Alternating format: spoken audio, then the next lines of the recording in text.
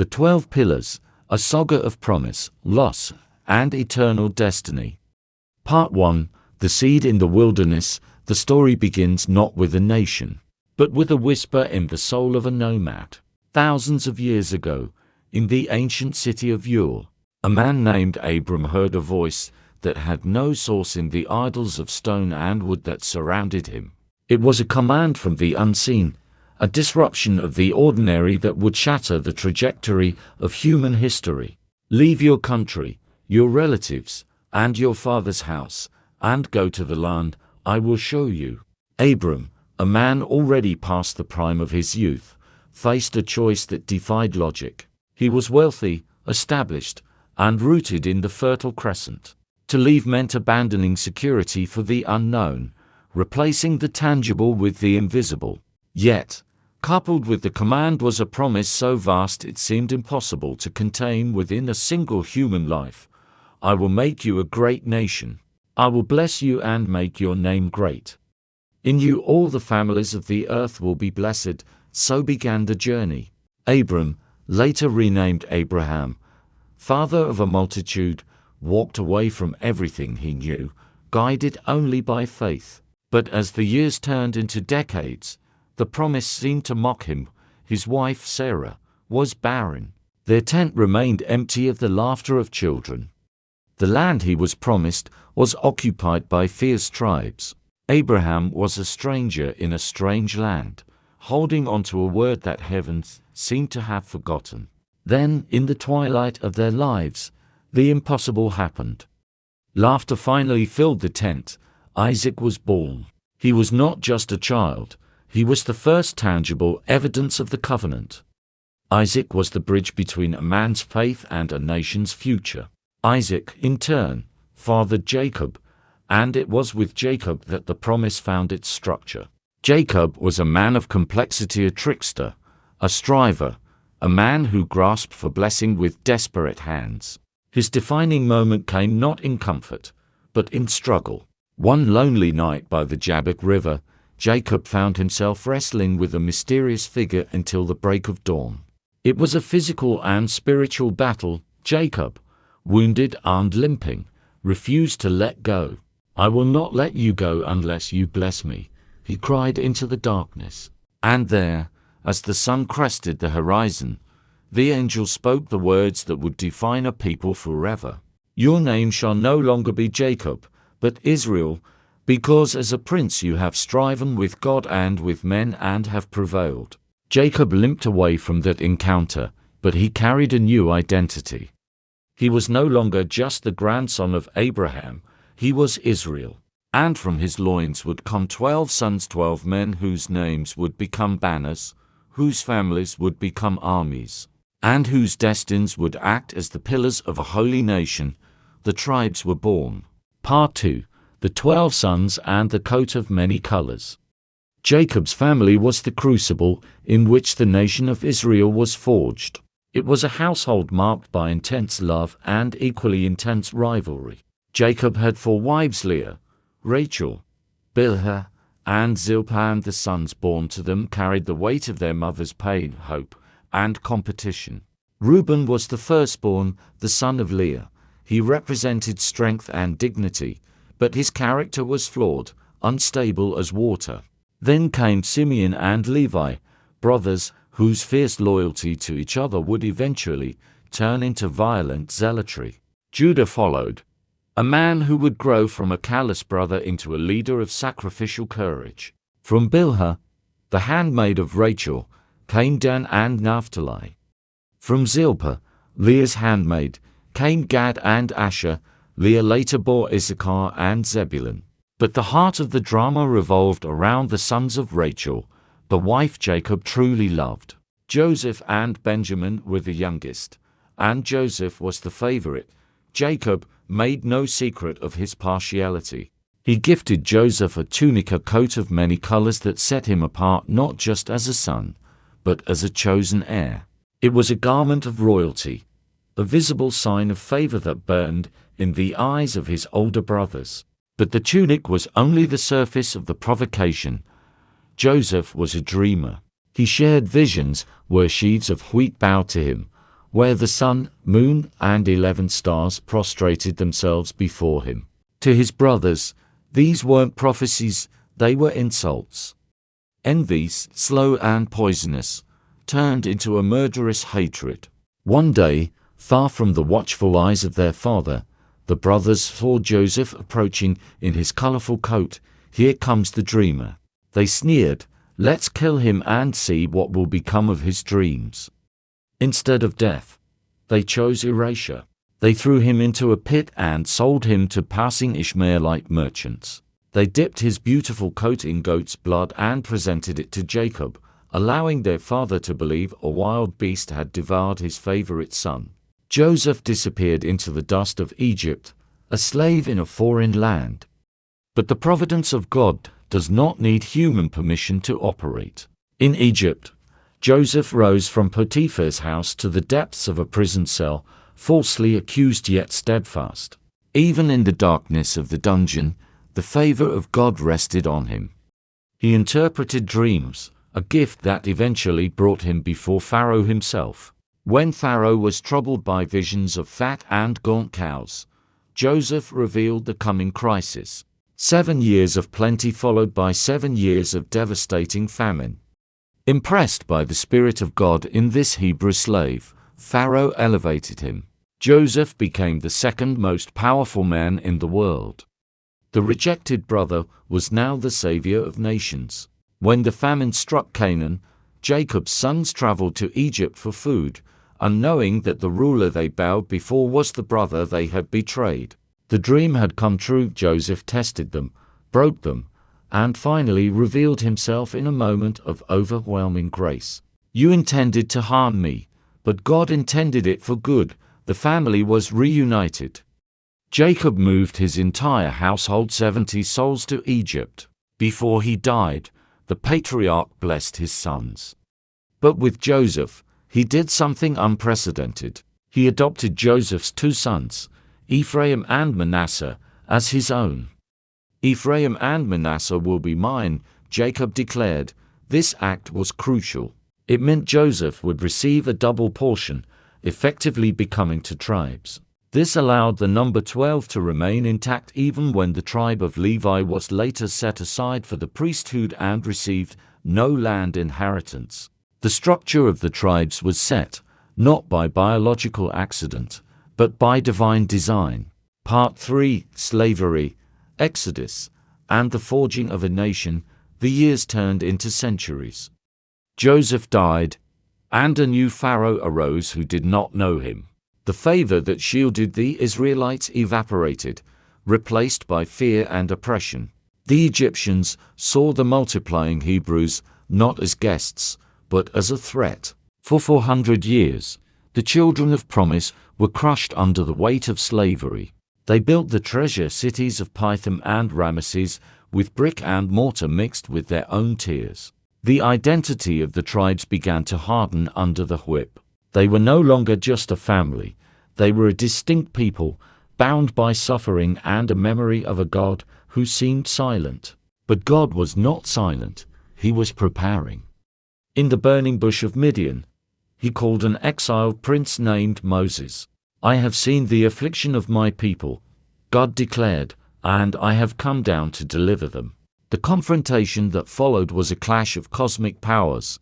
The 10 plagues: blood, frogs, gnats, darkness, death dismantled the pantheon of Egyptian gods. Finally, Pharaoh broke. The Israelites marched out of Egypt, a massive host organized by their tribes, carrying the bones of Joseph and the promise of Abraham. At the Red Sea, trapped between the waters and Pharaoh's chariots, they witnessed the impossible. The sea split. They walked on dry ground. The power of Egypt was washed away. In the wilderness of Sinai, the tribes received their constitution. The law was given, 10 commandments etched in stone. But the wilderness also exposed their hearts. They grumbled. They built a golden calf. They rebelled. An entire generation, fearful of the giants in Canaan, was condemned to die in the desert. Only 2 men from that generation would enter the promised land: Caleb from the tribe of Judah, and Joshua from the tribe of Ephraim. Joshua, the warrior servant of Moses, led the next generation across the Jordan River. Under his command, the walls of Jericho fell. The sun stood still, kings were defeated. The land of Canaan was conquered, and the time came for division. The map of Israel was drawn. Reuben, Gad, and half of Manasseh settled east of the Jordan. Judah, Simeon, and Benjamin took the south. Ephraim, the other half of Manasseh, and the remaining tribes took the north and the coast. Levi was scattered among them, given 48 cities, but no territory, for the Lord himself was their inheritance. The 12 tribes were now a nation with borders. They were the fulfillment of the promise to Abraham. But having the land was not the same as keeping the covenant. Part 4. The prophetic identity of the tribes. The identity of each tribe was not random. Before his death, Jacob had prophesied over each son, painting a picture of their future character and destiny. Reuben, the firstborn, was told he would not excel. His instability cost him the leadership. His tribe settled on the frontier, often exposed to enemies, and never produced a judge, king, or prophet of major significance. Simeon and Levi were critiqued for their violent anger. Simeon's tribe was eventually absorbed into the territory of Judah, losing its distinct borders. Levi, however, saw its violence redeemed. In the wilderness, they stood with Moses against idolatry. Their zeal was consecrated, and they became the priesthood, the spiritual guardians of the nation. Judah received the scepter. The scepter will not depart from Judah, Jacob promised. This was the royal line. From Judah came King David, and centuries later, Jesus of Nazareth. Judah became the praise of Israel, the tribe that would lead the charge in battle and in worship. Zebulun was destined for the sea, becoming a tribe of commerce and trade. Issachar was described as a strong donkey, a tribe of laborers who loved the land and understood the times. Dan was called a serpent by the roadside, a tribe marked by cunning, but also by a tragic drift into idolatry. They were the first to adopt rampant paganism, a shadow that would follow them throughout history. Gad was a raider, a warrior tribe. Asher would produce rich foods and delicacies fit for kings. Naphtali was a doe set free, bearing beautiful words, a tribe of eloquence and swiftness. Joseph was a fruitful bough, a tribe that would spread over the wall. His sons, Ephraim and Manasseh, became immense multitudes, dominating the northern politics of Israel. And Benjamin, the youngest, was a ravenous wolf. Though small, this tribe produced fierce warriors. They were left-handed slingers who never missed. From Benjamin came Israel's first king, Saul, and later, the Apostle Paul. These prophecies were the spiritual DNA of the nation, but DNA can mutate. Part 5. The fracture and the kingdom divided. After the era of judges, a cycle of chaos and deliverance, the tribes united under a monarchy. Saul, David, and Solomon ruled over a unified kingdom. Under Solomon, the temple was built, and Jerusalem became the center of the world. But Solomon's heart turned away from God, led astray by foreign wives and idols. He taxed the people heavily and instituted forced labor. When he died, his son Rehoboam took the throne. The northern tribes, led by Jeroboam of Ephraim, asked for relief. Rehoboam, arrogant and foolish, told them, "My father scourged you with whips. I will scourge you with scorpions." The fragile unity shattered. 10 tribes, Reuben, Simeon, and Naphtali, Gad, Asher, Issachar, Zebulun, Ephraim, and Manasseh rebelled. They formed the northern kingdom, calling themselves Israel, with their capital eventually in Samaria. Only Judah and Benjamin remained loyal to the house of David. They formed the southern kingdom, known as Judah, with Jerusalem as their capital. This was the great divorce. The north, under Jeroboam, immediately plunged into apostasy. Fearing that his people would return to Jerusalem to worship, Jeroboam set up two golden calves, one in Bethel and one in Dan. "Here are your gods, O Israel," he declared, echoing the sin of the wilderness. For 200 years, the northern kingdom did not have a single righteous king. It was a parade of coups, assassinations, and idolatry. Prophets like Elijah, Elisha, Amos, and Hosea were sent to warn them. They shouted from the street corners, performed miracles, and wept over the people.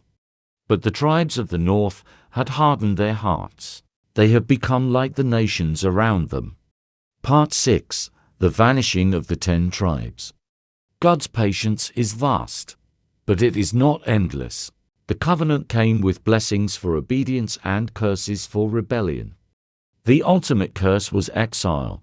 In 722 BC, the hammer fell. The Assyrian Empire, a war machine known for its brutality, swept down from the north. They laid siege to Samaria. After 3 years of starvation and horror, the city fell. The Assyrian policy was one of displacement. They didn't just conquer, they erased.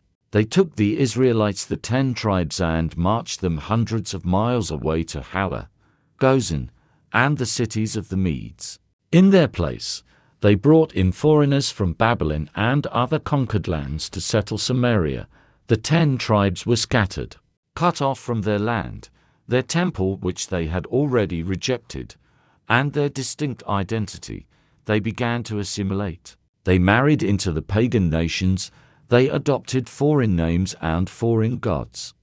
Like water poured into the sea, they seemed to dissolve. History calls them the lost 10 tribes. They vanished from the biblical narrative. Judah remained in the south for another century and a half before facing its own exile to Babylon. But Judah eventually returned. The north did not. Where did they go? Theories abound. Some say they became the Scythians or the Sumerians. Some trace them to the Pashtuns of Afghanistan, the Lemba of Africa, or the Bene Israel of India. Others believe they migrated across Europe or even to the Americas.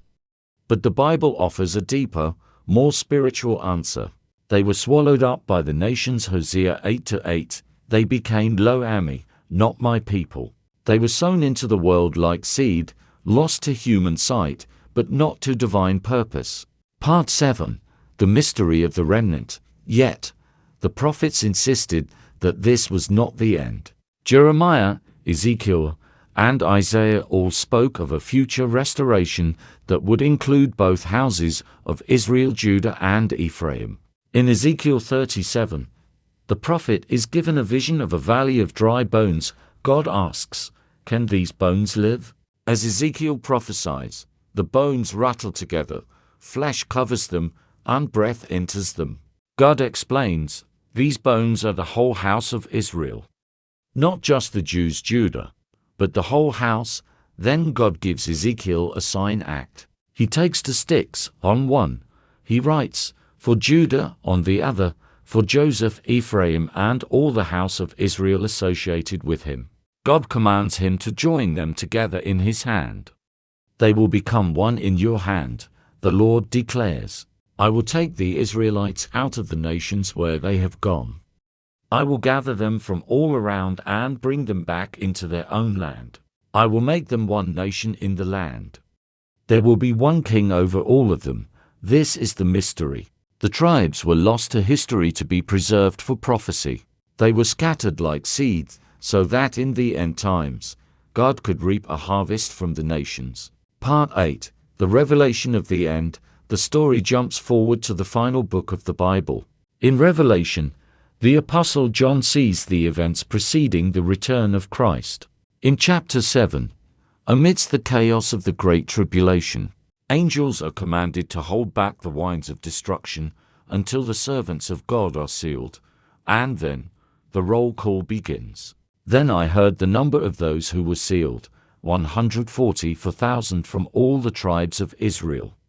John lists them: 12,000 from Judah, 12,000 from Reuben, 12,000 from Gad, 12,000 from Asher, 12,000 from Naphtali, 12,000 from Manasseh, 12,000 from Simeon, 12,000 from Levi, 12,000 from Issachar, 12,000 from Zebulun, 12,000 from Joseph, 12,000 from Benjamin. The lost tribes are found. They reappear at the climax of history, intact, distinct, and chosen. It is a stunning revelation. Despite thousands of years of scattering, assimilation, and silence, God has kept the genealogy. He knows who they are, but look closely at the list. There are changes. The tribe of Dan is missing. In its place, Manasseh is listed alongside Joseph, who usually represents both Ephraim and Manasseh. Why is Dan excluded? Biblical scholars point to Dan's history. They were the first tribe to introduce idolatry to Israel. In the ancient testament of the 12 patriarchs and early church writings, there was a belief that the Antichrist would arise from the tribe of Dan, just as the Christ came from Judah. Whether symbolic or literal, Dan's absence is a sobering reminder that unrepentant idolatry can lead to being blotted out from the book of service in the end times. Ephraim is also not listed by name, though he is covered under Joseph. Ephraim was often used in Scripture as a synonym for the idolatrous northern kingdom. Perhaps the name itself bore too much shame to be listed among the sealed servants, yet they are included under the father's banner of Joseph. These 144,000 are described as firstfruits. They are sealed for protection and mission. While the world falls apart, these descendants of the ancient patriarchs stand as witnesses to the Lamb. The covenant made to Abraham that his descendants would be as numerous as the stars and would bless the earth finds its ultimate fulfillment here. In the darkest hour of human history, Part 9, The Invisible Thread. So, where are the tribes today? They are hidden in plain sight. They are woven into the tapestry of the nations. You might pass them on the street. They might be in the pews of churches, the synagogues of cities, or the remote villages of the East. They have lost their pedigrees, their language, and their land, but they have not lost their God, or rather, their God has not lost them. God operates by remnants. He prunes the tree to save the root. The history of Israel is a testament to the fact that God's gifts and his call are irrevocable. Romans 11:29. This story matters because it reveals the character of God. He is the God of the long game. He makes a promise to a nomad in a tent, and for 1,000 years later, he is still moving armies and nations to keep it. He is the God who remembers. He remembers the weeping of Rachel for her children. He remembers the zeal of Levi. He remembers the blessing of Joseph. The silence of history is not the silence of God. It is merely the pause before the crescendo. Part 10, The Final Reunion. The Bible begins with a family and ends with a city. The New Jerusalem, described in Revelation 21, descends from heaven. It has 12 gates, and on the gates are written the names of the 12 tribes of Israel. The foundations of the city walls bear the names of the 12 apostles of the Lamb. Here, finally, the story comes full circle. The Old Covenant and the New Covenant meet. The tribes and the church are united in the dwelling place of God. The journey that began with Abraham, leaving your ends with the nations walking by the light of the Lamb. The division between Judah and Ephraim is healed. The scattering is over, the lost are found. And perhaps the most shocking realization is this: the story of the tribes is not just about ancient genetics, it is about spiritual grafting. The Apostle Paul writes in Romans 11 that the wild olive shoot, the Gentiles, has been grafted into the cultivated olive tree Israel. We share in the nourishing sap of the root. If you are a believer, you are part of this story. You are part of the commonwealth of Israel. Ephesians 2:12. You are a child of Abraham by faith. The 12 tribes are a mirror of humanity, flawed, broken, rebellious, jealous, and prone to wander. Yet, they are also chosen, loved, chastised, and ultimately restored. They remind us that no one is too lost to be found by God. No lineage is so broken that the Redeemer cannot trace it back to the promise. The banner is raised. The seal is ready. The final gathering is approaching. The mystery of the tribes is not just a puzzle to be solved, it is a promise to be trusted. The God of Abraham, Isaac, and Jacob is still the God of the living, and he is calling his children home.